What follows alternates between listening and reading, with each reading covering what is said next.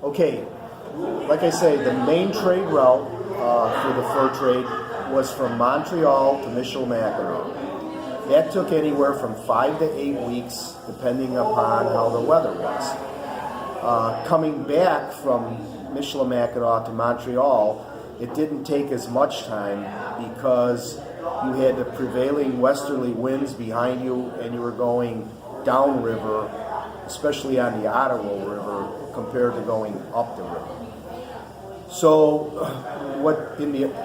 before 1729, the canoes were usually around 20 feet, 22 feet long, and the contracts were they would leave with 3 voyageurs in each canoe, and their merchants would be allowed mainly 2 canoes to leave Montreal. Once they got to Michilimackinac and picked up the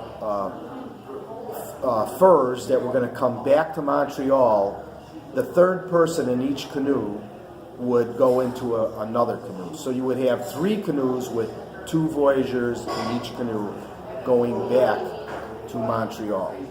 Now from Michilimackinac, the canoes would be smaller once they got to places like La Bay, which is called La Green Bay now, and also going up the Fox River and down to Wisconsin to the Mississippi, where Prairie du Chien is located.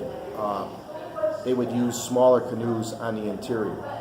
As time went on, the canoes got larger, around 32 foot to 34 foot long. They carried more voyageurs in there. And those larger canoes could actually carry 4 tons in them, including the voyageurs and the voyageurs' gear that they were personal gear, which would amount to not more than 40 pounds apiece. After these big canoes were loaded with this amount of weight, there was only 6 inches of freeboard. That's from the top of the water line to the top of the gunwale of the canoe. So they had to be very careful when they were crossing big water like Lake Huron, Lake Michigan, Lake Superior. So they basically skirted the shore on the majority of their voyage. They also got to spots where they had what was called a portage. This is a spot where there was a waterfall or rapids, and they would have to get out of the canoe and most of the time, unload the canoe. Sometimes they were able to leave some stuff in there. One voyageur would stay in the canoe if possible, and a rope was tied to the canoe, one of the thwarts, and was lined by the rest of the voyageurs to get the canoe through shallower water, small rapids, and waterfalls or obstructions in the water. Now their canoe paddles were also probably half the size of the ones that are used now. That smaller canoe paddle would make people think that it would take a lot more effort and they had to propel the canoe. Actually, it doesn't. I've used a smaller canoe paddle that's the same size as the one the voyageurs would have used 300 years ago up in the boundary waters, and I didn't have any problem at all keeping up with the paddlers in the other canoes that were using modern canoes and modern gear. I have also tried to retrace a lot of the waterways that the voyageurs have traveled.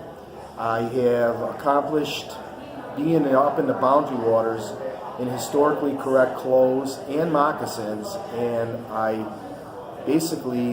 didn't have any more trouble than anybody else.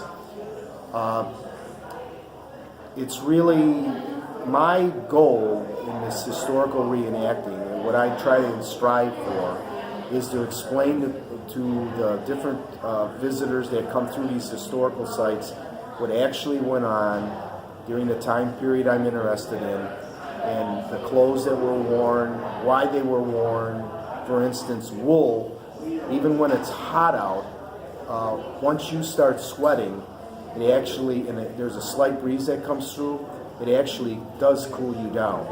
And Wool was mainly used because even when it's wet or damp, it's still basically somewhat warm compared to leather or when it gets wet or other types of fabric.